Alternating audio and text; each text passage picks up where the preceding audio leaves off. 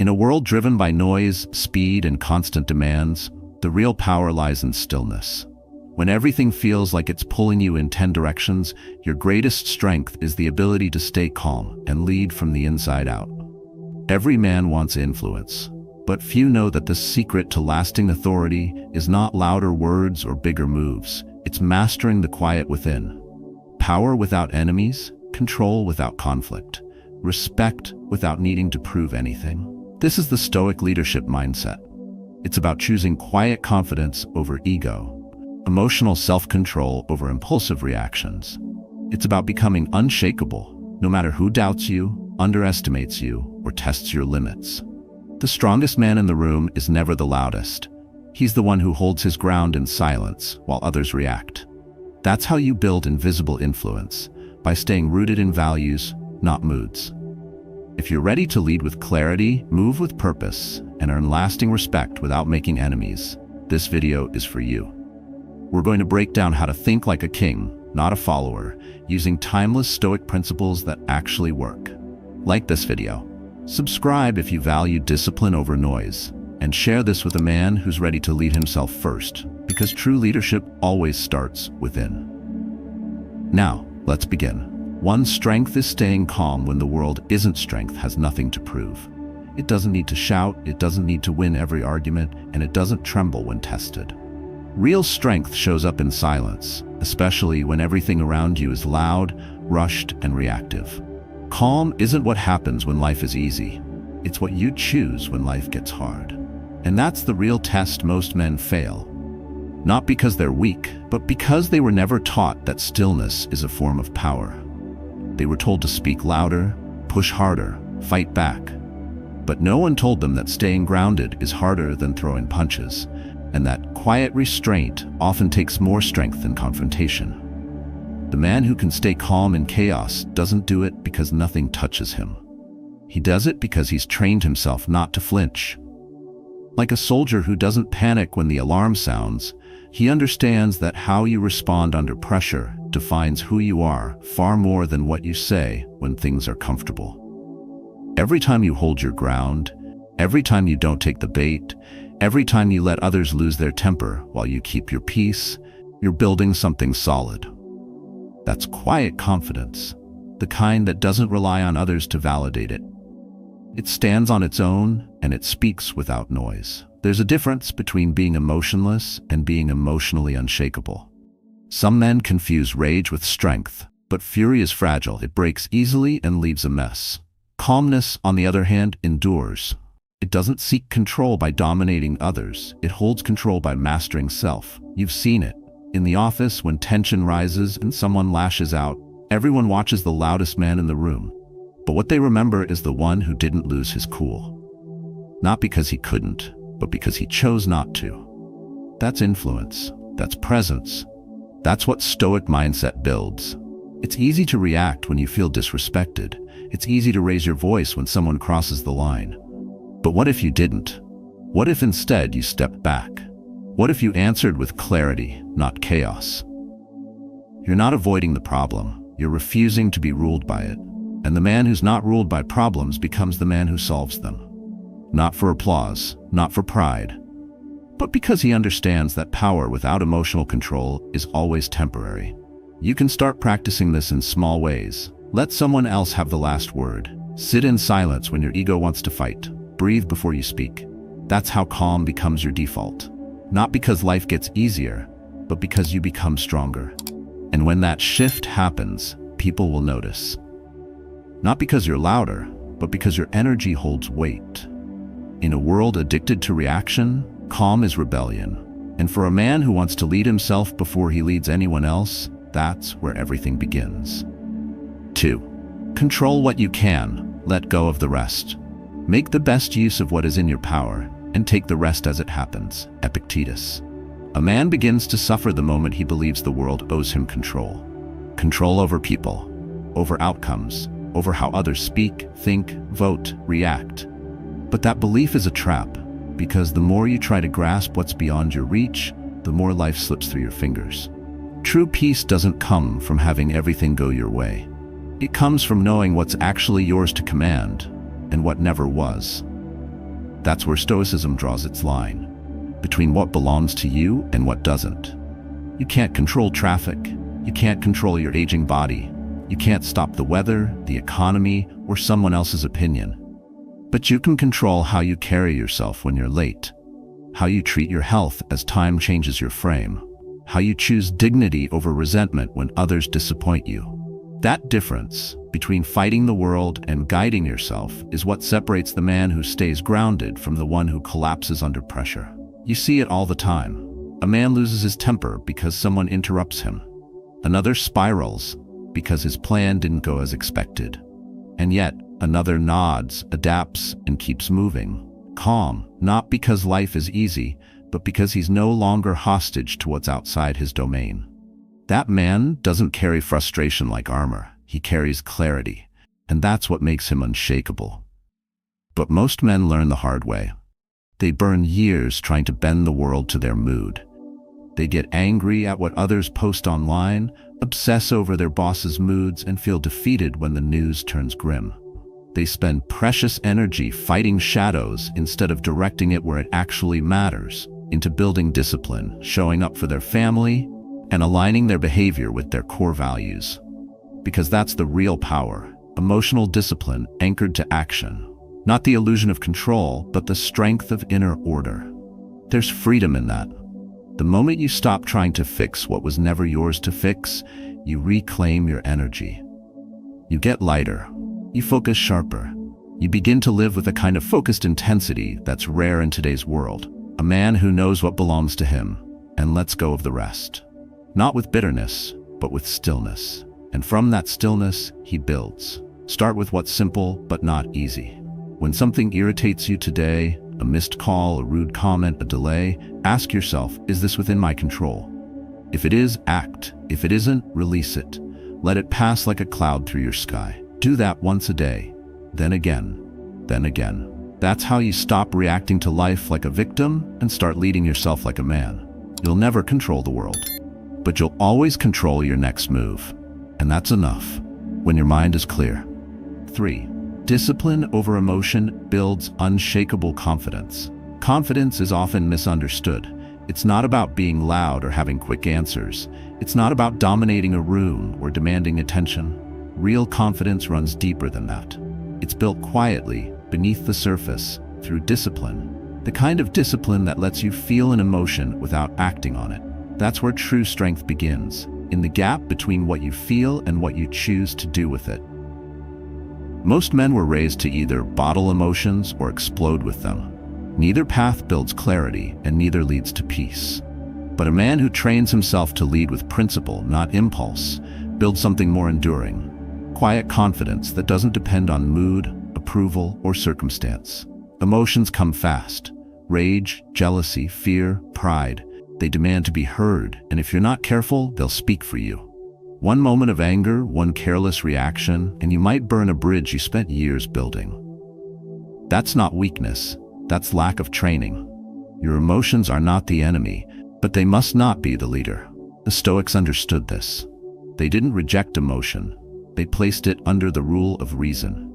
Marcus Aurelius, the most powerful man in the world at the time, wrote daily to inspect his own thoughts, to make sure he remained master of himself. That wasn't therapy. That was mental strength training. He knew that if you don't lead your emotions, they'll lead you, and they rarely take you where you want to go. Think about the last time someone disrespected you in public. Maybe they interrupted, insulted, or dismissed you. The heat rose in your chest, and every instinct pushed you to snap back, to show them you're not someone to mess with. But imagine if, in that same moment, you had paused, just long enough to remind yourself, your reaction is your reputation. What you choose next will speak louder than any insult ever could. That's not backing down. That's emotional self-control, the kind that commands respect without ever having to ask for it.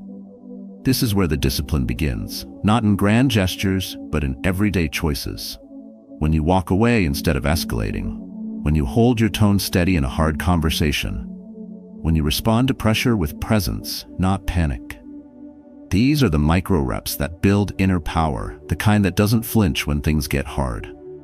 And yes, it takes practice. Like building muscle, emotional strength comes through repetition. You fail, you reset, you try again, until eventually calm becomes your default. You can't control when emotion shows up, but you can control whether it drives. And when it stops driving, you start leading. Leading yourself first. Leading others without fear. Leading not by force, but by example. That's when confidence becomes real. Not performance, not ego, but presence. And from that presence, a new kind of man emerges. One who is calm under pressure, grounded in adversity, and impossible to shake. Because he knows that discipline isn't about denying emotion, it's about standing above it. And from that height, everything becomes clear. 4. Emotion is temporary. Character is forever. Emotion is fast. It rushes in uninvited, stirs the mind, and tempts you to act before you've even had a moment to think. It's a spark that can light a fire or burn down a decade of hard work in a single breath. Anger, pride, shame, fear, none of them stay long, but they speak loud. And in the heat of that moment, too many men forget this simple truth. How you feel right now is not who you are, but how you act in that feeling. That writes your legacy. We live in a time where reacting quickly is praised. The internet rewards outrage, social pressure pushes for immediate response, and silence is often mistaken for weakness. But silence is rarely empty. For the Stoic man, it's a strategy. A signal that he understands something deeper. That character isn't built in comfort, it's revealed in crisis. Marcus Aurelius, Emperor of Rome, wrote not to impress others, but to watch himself. Every night he reflected, not on victories, but on his reactions, his missteps, his internal weather. He knew his emotions didn't define him. His discipline in the face of those emotions did. It happens in the smallest moments. You come home tired, your patience is thin, your son spills a drink, your instinct sharpens. Raise your voice, express your frustration. But then you breathe. You remind yourself that you're not a man who explodes just because the day was hard. You bend down. You clean it up. You guide, not punish. That's not just good parenting. It's personal mastery. Not because it was easy, but because you chose character over impulse. And this isn't just about anger. It's about temptation, jealousy, self-pity. Emotions have their place, but they are poor leaders.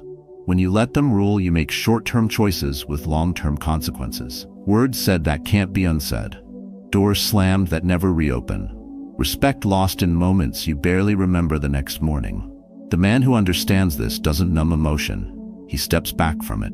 He observes it, respects it, but refuses to bow to it. That kind of clarity gives you power over yourself, which is the only kind of control that truly matters. So ask yourself, next time something stings or tempts or throws you off center, who do you want to be in this moment? Not what do you feel, but what do you want to stand for? When the dust settles and people forget the noise, your response becomes the part they remember. The one who stayed grounded, the one who kept his dignity. That becomes your name, your presence, your legacy. You don't need to be emotionless, but you do need to pause. That pause, that tiny space between stimulus and response, is where your strength is born. Use it, let it grow, and let your character speak louder than any emotion ever could. Because emotions fade, but character stays. And the man who builds from that place, he becomes unshakable. 5. Acceptance is power, not surrender. Acceptance has been misjudged for too long. Some see it as weakness, giving up, backing down, letting life walk all over you.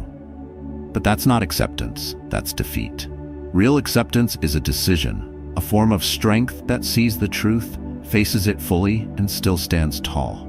It's not about being okay with what's happening. It's about not wasting your energy fighting what you cannot change. There's a sharp line between passive surrender and active ownership of your mindset, and that line defines how free you are as a man. We all try to fix what hurts. We want to rewrite the past, undo the diagnosis, control the outcome. But life doesn't bend to our plans, and the more you resist what is, the more it owns you. That's where most men break, not in the pain itself, but in the refusal to accept its place. Pain resisted becomes suffering, but pain accepted, that becomes fuel. Marcus Aurelius said it best. A blazing fire makes flame and brightness out of everything that is thrown into it. That's not poetic comfort. It's a challenge. Will you burn down in resentment or burn brighter through it? There's a story of a man named Joe, diagnosed with terminal cancer. No cure. No time left to wait for some perfect day. But Joe didn't spend his final months blaming the world or asking why me. He woke up each day and lived it fully. He hugged his wife longer, wrote letters to his kids, sat with patients who had already given up and gave them hope. When someone asked him how he stayed so calm, he answered, "Because I stopped fighting fate. I didn't choose this, but I choose how to live with it." That is Stoic strength. Not loud, not bitter, just solid. Clear, free. We don't get to choose every moment, but we get to choose who we are in each moment. That's the quiet shift that changes everything. When you stop needing life to be fair and start deciding to be steady, even when it's not. It doesn't mean you stop grieving. It doesn't mean you don't care. It means you face what is, instead of waiting for some future version of life to feel safe. It means you stop trying to escape discomfort and start using it to sharpen your focus, define your values, and build a stronger frame. Next time something hits hard, a loss, a betrayal, a change you didn't ask for, pause. Don't ask why this. Ask instead, what now? That one shift pulls you out of resistance and puts you back in command. Acceptance doesn't paralyze you. It frees up energy for what still matters. Your attitude, your clarity, your next move. And when you live like that, you're no longer ruled by fear. You're no longer stuck in a story that needs fixing. You become the man who can walk through any fire and not be consumed. Because inside, there's already a deeper flame. 6. No one can humiliate you without your permission. Dignity doesn't come from how people treat you. It comes from how you respond when they don't. In a world where one careless comment, one public insult, or one dismissive glance can spiral into anger, shame, or ego-driven reaction, most men lose their footing because they've handed their worth to others. But the truth is simple. Humiliation only happens when you agree to it. What they say matters far less than what you accept. And what you accept becomes the boundary of your power. People will always try to provoke you, some out of insecurity, others out of habit, and a few because they need to feel stronger by making someone else feel small.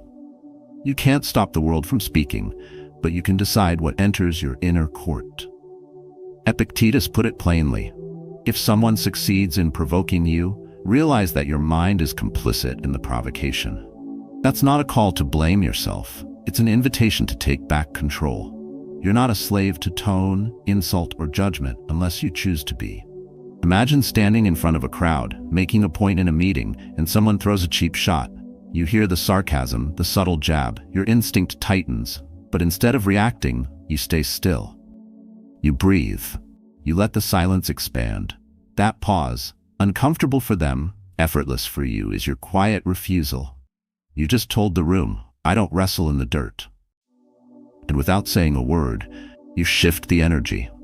Because that's what emotional self-control looks like in the real world. It's not passive, it's powerful. It's the difference between rising and reacting. The mistake many men make is thinking that silence is weakness, that if you don't defend yourself, you're losing. But that's pride talking. Pride wants to fight every battle, prove every point, win every room. But wisdom knows some fights cost more than they're worth. A stoic man doesn't respond to every bark. He's too focused on building his legacy to chase small wins. His identity is built on values, not on applause. Think about Socrates, standing before the Athenian court, falsely accused and sentenced to death. He didn't beg. He didn't lash out. He spoke with reason and accepted his fate with calm dignity. That wasn't weakness. It was strength, stripped of fear. He knew who he was. He knew his soul wasn't theirs to shape. That's the kind of strength no courtroom, no insult, no public shame can touch. And that strength isn't reserved for philosophers. You can choose it today. You don't have to clap back, explain yourself, or carry the weight of someone else's opinion. Let your silence say, I don't live at your level. Let your actions say, I'm built on something deeper. Because in a world trained to overreact, composure becomes a statement, not of indifference, but of command. And that command starts the moment you stop giving away your permission. That's when you step into quiet authority, the kind that doesn't ask for validation because it never needed it. 7. Lead with values, not mood swings. A man's strength is not tested in good times. It's revealed when his emotions rise and everything around him pushes for a reaction. That's where most lose control. They follow the feeling. If they're angry, they shout. If they're anxious, they retreat. If they're flattered, they compromise. But mood is weather. It changes fast and often without warning. And if you build your choices on emotion, you end up building your life on sand. Stoic philosophy flips the foundation. Your values lead, your emotions follow. Because when values guide action, storms don't shake you, they just pass. Most men don't choose consciously, they react. They follow what they feel in the moment and justify it later. But leadership, real leadership, starts with doing what's right, even when you don't feel like it. Especially then. Marcus Aurelius wrote, "If it is not right, do not do it. If it is not true, do not say it." It sounds simple, but to live that way requires daily courage. The courage to pause, the strength to hold the line, and the wisdom to know that doing the right thing once is easy. Doing it every day is what builds legacy. You don't need to look far to find the test. Picture this. You're in a conversation that turns sharp. Someone tries to corner you with passive aggression or subtle mockery. Your body tightens. Pride wakes up. You want to fire back, prove you're not the man to mess with. But then something clicks. You choose to stay calm. Not because you're weak, but because your principles are louder than your pride. You answer the question, not the tone. You maintain control. And when the conversation ends, you walk away knowing that your behavior wasn't emotional, it was intentional. That's the shift. You don't wait for motivation to do what's right. You don't need to be in the mood to show respect, to speak with clarity, to hold your boundaries. You act because that's who you are. That's emotional discipline. And that's where quiet power begins. When the man in the mirror can trust himself. Not just on his best days, but on the difficult ones. Because the world doesn't care if you feel ready. It responds to what you choose anyway. In practice, it looks like small things done consistently. Saying no when you'd rather avoid conflict. Taking the high road when ego wants the last word. Holding your tone steady in a tense room. These are not flashy moves. They won't go viral, but they build something better. Inner credibility. The kind that lets you look back at your day and say, I didn't bend, I didn't fake it, I led myself right. And when that becomes habit, everything shifts. You stop chasing control because you already have it. So don't wait for your emotions to line up before doing what's right. Let the values come first. Let them shape your tone, your choices, your direction. And in a world pulled in every direction by impulse, you'll move differently, anchored, steady, clear. That's how real men lead, not by force, by alignment. 8. Train your mind like you train your body. Discipline isn't reserved for the gym. You know how to build muscle, slow, steady repetition, one rep at a time. But few men apply the same logic to their mind. They expect mental strength to show up in the heat of pressure, even when they've never trained it. Then they snap, break down, drift. Not because they're weak, but because they never built the inner frame to hold that kind of weight. The mind, like the body, needs resistance, needs repetition, needs routine. Otherwise, it softens. And in this world, a soft mind is a dangerous liability. You train your body to lift, to run, to endure. But what trains your mind to stay calm when everything's falling apart? What strengthens your response when your pride is poked or your plans collapse? Most men rely on instinct. But instinct without awareness is just reaction. And reaction without restraint leads to damage. Relationships burned, decisions regretted, peace lost. That's why Stoic practice isn't philosophy on paper. It's daily training. It's meditation at dawn, reflection at night, restraint in conversation, journaling when the storm is inside. Small things, done consistently, like push-ups for the soul. Marcus Aurelius wrote in the quiet moments before battle. He didn't write to impress the world, he wrote to confront himself.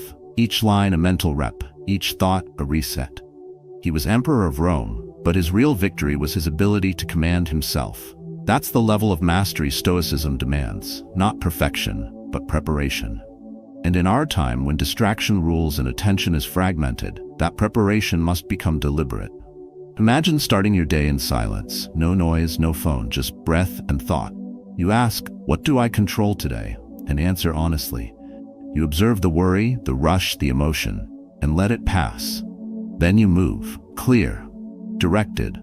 That's not mystical, that's training. Or picture the moment before a tense meeting. You feel anxiety rising, but instead of pushing it away, you name it, you breathe through it. You remind yourself, this is not bigger than me, and you walk in not fearless, but focused. That shift? That's practice showing up when it matters. You don't build that clarity in crisis. You build it before. In the reps you think no one sees. In the discipline to sit with yourself instead of reaching for distraction. In the quiet promise to respond, not react. That is the true power of mental discipline. It doesn't shout. It doesn't beg. It simply holds. And when others lose their balance, you stay rooted, because you've trained for this. So make it part of your life. 5 minutes of stillness in the morning, a short reflection before bed. A line from Seneca in your back pocket. These aren't grand gestures, they're bricks, laid daily, and over time they form a fortress, not to escape the world, but to meet it well armed. A man who trains his mind becomes someone the world cannot shake. Not because life got easier, but because he got sharper, stronger, still. Your mindset isn't something you stumble into, it's something you shape, quietly, daily, and with intention. Every thought you choose, every reaction you resist, every principle you protect becomes part of the man you're becoming. This is not about perfection, it's about presence. And in a world where chaos, noise, and distraction pull at you from every angle, choosing stillness is no longer a luxury. It's your edge. Stoic philosophy doesn't promise you an easy life. It offers you something stronger, a way to meet life with clarity, strength, and quiet confidence. You won't control every outcome, but you can always control your inner world. And when you train that world, through emotional self-control, disciplined thought, and unshakable values, you stop reacting like a victim and start responding like a leader. That's real power, the kind no one can take from you. So ask yourself, today and every day, am I training my mind like I train my body? Am I building quiet strength or chasing quick emotions? Because your mindset is your armor, your silence is your stance, and your calm presence, built through repetition and resilience, is what makes you unshakable. Start small. A moment of reflection before the day begins, a pause before you speak, a reminder to act on values, not mood. These aren't minor details, they're the foundation of a life led with purpose. And when you build that life, people notice. Not because you shouted, but because you stood still when the world shook. If something in this message resonated with you, share your story in the comments. What moment taught you the value of calm? What daily habit helps you lead from within? Your words might guide another man searching for the same strength. Because in the end, your mindset is everything. Train it well and let it lead.